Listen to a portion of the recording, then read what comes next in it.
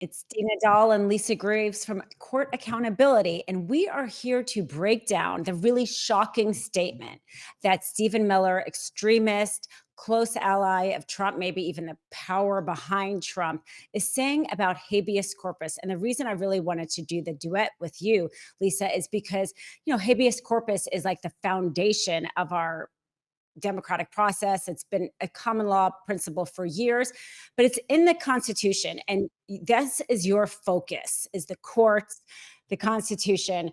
And I think for a moment, like there's so many crazy stuff coming out of Trump right now, but what he said about suspending habeas corpus, we need to take a moment and realize how dangerous and disturbing it is. And before we get into it, let's just play what he has to say, because we're not overgeneralizing it, paraphrasing it.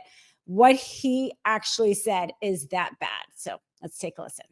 Well, the Constitution is clear, and that, of course, is the supreme law of the land, that the privilege of the writ of habeas corpus can be suspended in a time of invasion. So I would say that's an option we're actively looking at. So for me, I'm just, as a lawyer, hearing that, it's the most disturbing thing. As we know, habeas corpus is like the writ of petition. If you're imprisoned, you can say, I've been unlawfully imprisoned. You can go to the court. That's your recourse. That's your check against being thrown in jail, right, by some government. So for him to say they're looking into suspending it is really dangerous. What was your take with all of that expertise you have in the court? I imagine you were as much or even more alarmed than I was. Yeah, I was shocked and horrified because it's such a radical thing to assert. And of course, he left off a couple of key components of this idea that the writ of habeas corpus could be suspended. One, it's in the case of an invasion where you can't get to the courts. Two, it's in Article 1 of the Constitution, which means it is a power of Congress, not the president. And three, that clause in the Constitution specifically says only when public safety demands it. And so this idea that they could just assert it and start arresting people and denying them access to the courts is truly outrageous. The idea that they're thinking about it and they're working on it is so offensive to the rule of law, to the notion of due process that is hardwired into our Constitution. And it's coming from a guy, as you said, who is so influential around Trump, and yet he's not a lawyer at all. But that didn't stop him in his arrogance from creating America First Legal to be part of the legal arm when Trump was out of power, to try to reshape our laws to suit their will. And so Stephen Miller is certainly someone who has extreme views. He has zero legal training, and yet he's throwing around the idea that they're thinking about how to suspend, as you said, this fundamental right that is essential to our Constitution. It's essential to our freedom. So I was shocked, Dina, shocked. And it's not an American legal principle either. It's not solely an American principle. I'll say that. I mean, this is how old of a legal principle it is. This is how much countries have thought this was such a basic right by people.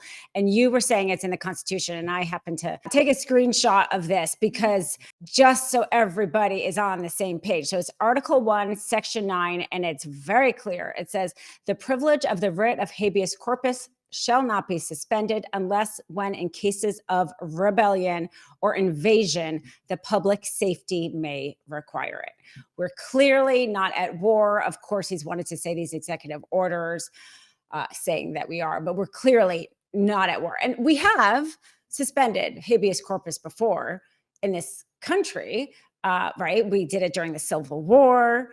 We did it after Pearl Harbor. We're nowhere in that realm at all of anything like that happening to our country. So, they love to talk about the Constitution, right? When it comes to the Second Amendment or whatever, the Constitution is like this paper that you can't modify in any way.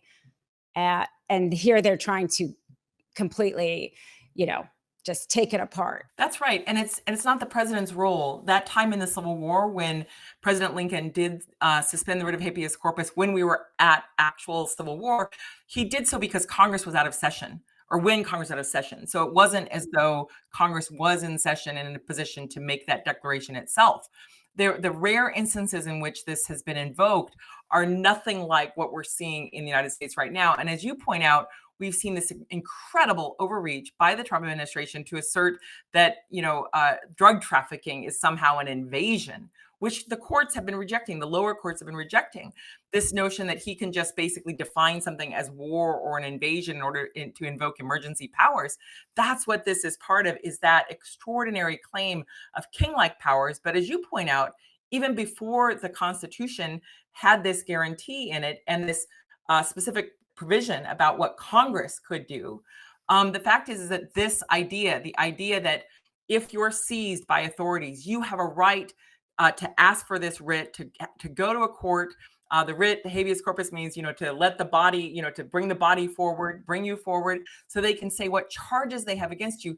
This is a fundamental component of what it means to live in a state that is free, to have freedom, to have liberty, the liberty that many of us took a pledge of allegiance to as kids.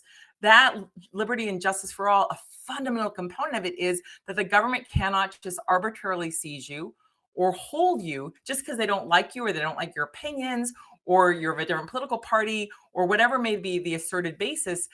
Under our system of law, you have a right to go to court. And the idea that someone as despicable, really, as Stephen Miller is standing outside the White House today saying that they're thinking about how to suspend it, it is chilling, it's outrageous, it's offensive, and every single American should be deeply concerned about anything Stephen Miller is up to in this regard, because it would certainly offend our fundamental rights as people in this country, a right that exists from the very beginning of our country's founding. And I think it's important too, because there are so many ways, let's say, that somebody who's been imprisoned and convicted, right, convicted and imprisoned, could be released by the courts. And a lot of it is just a direct appeal, right?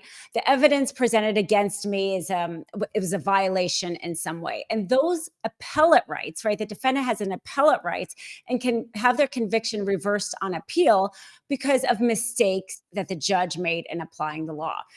Once a defendant has exhausted all of those, then we usually call it a post-conviction habeas corpus appeal, where they say, regardless of the more, like, let's say, technical reasons for why I should be released, my imprisonment is just unlawful constitutionally.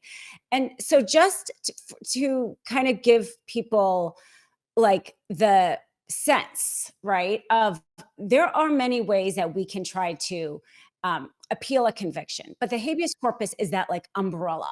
It is you have tried everything else, but still, right, this is an unconstitutional imprisonment. It's both like the foundation and the last resort. So for him to take both of those ends and at the same time take away due process, right? Because that's what they're trying to do. So, and those go hand in hand too, because if you don't have due process, then you're throwing innocent people in jail. And then once they're in jail, they can't get out because they have no habeas corpus, right? So this is how you get authoritarianism. This is how you round up people you don't like and basically put them away for life. If you eliminate those two concepts, which they are doing. And habeas corpus is something, again, we've talked to so many people are like, due process apply to citizens or whatever. I mean, it's the same idea. It's like, it's not like, oh, a citizen. It's at the end of the day, did the government throw you in a jail?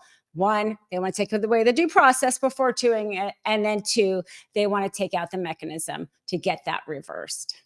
Well, that's exactly right. And when you look at the Constitution, and as you point out, many of the people who backed Trump or helped Trump in the first administration and even beyond that have suggested that they are strict interpretists of the Constitution or strict constructionists. And yet they seem to be willing to dispense with the plain language of the Constitution whenever it suits them. But the Constitution is very clear. In two different parts, it talks about how no person can be deprived of life, liberty, or property without due process of law, both from the federal government and the state. And it says no person. It doesn't say no citizen. It says no person. Those rights apply to anyone here in the United States. And we've already seen an assault on that principle in these the seizing of people and removing them to El Salvador, to this hellhole, without due process of law. And we've seen them assert that they've got evidence that they have not shown to any court of law, any independent tribunal. And that's what that right is really about. And this Supreme Court, as much as I'm a critic of John Roberts and the Republican appointees to the Supreme Court, at the very least, a few weeks ago, they affirmed that for those people who were seized and torn away from their families and shipped to El Salvador, that they had a right to due process, because that's what the Constitution demands. And even as conservative of a justice as Antonin Scalia was, and I think he was, more than conservative, he was reactionary, but, he also affirmed, as anyone who has any common sense and any legitimate legal training would affirm, that due process right applies in the United States to all people. And as you pointed out, Dina, one of the mechanisms of asserting that right is if you are seized, to be able to file this writ of a petition for a writ of habeas corpus. That right also applies for people who, post conviction for their appeals. It is so fundamental to our legal system, and yet you have this president who just this weekend asserted that he wasn't sure that he has to follow the Constitution or uphold it, even though he just took an oath over 100 days ago to do just that. And now you have one of the guys whispering in his ear, basically saying, we're looking at ways to get around this writ of habeas corpus. So we are already at a constitutional crisis with this administration. And what remains to be seen is, how far they're going to try to go and how much the courts will stand in and try to stop them from decimating our fundamental rights as people. So I'm just delighted to do this conversation with you, Dina, with your tremendous expertise in covering, trials and court proceedings and everything else, and all of your work on Legal AF. And I hope people do subscribe and like and share. But I'm really glad to be having this conversation with you, but really sad to be even having a conversation that someone like Stephen Miller would think that he has any real power as a government official in the White House to decide or help decide whether we have rights that our Constitution guarantees to us. Mm-hmm. Oh, Lisa, I'm so glad we got a chance to do this too. And hopefully we will do more. Free subscribe so you don't miss any of our upcoming duets. But just on a last note, like the argument that people say that like, oh, you have to be a citizen to have a due process. The reason why that's not true is because if you come here, you are subject to our laws. Due process is just part of our law. So if you're saying they're not subject to due process, then somebody could come here, rob a bank, and be like, well, I'll just leave because I'm not subject to your laws. Due process isn't another law. It's part of our law. And people are subject, if someone is subject to our law, which they are, if they are here, then they got the due process. It's a package. It's all a package. But anyway, so great talking to you. Free subscribe. Sadly, I think we're going to have a lot more of these topics to talk about, but we wanted to get this out there because this is really perhaps one of the most important conversations we've had so far because of like what a fundamental right it is. And if they were to get their way, which, we didn't get into that, but I think they won't, but this is the mechanism that they could truly control things. We'll continue the conversation. Can't get your fill of Legal AF? Me neither. That's why we formed the Legal AF Substack. Every time we mention something in a hot take, whether it's a court filing or a oral argument, come over to the Substack. You'll find the court filing and the oral argument there, including a daily roundup that I do called, wait for it, Morning AF. What else? All the other contributors from Legal AF are there as well. We got some new reporting. We got interviews. We got ad-free versions of the podcast and hot takes. Where? Legal AF on Substack. Come over now to free subscribe.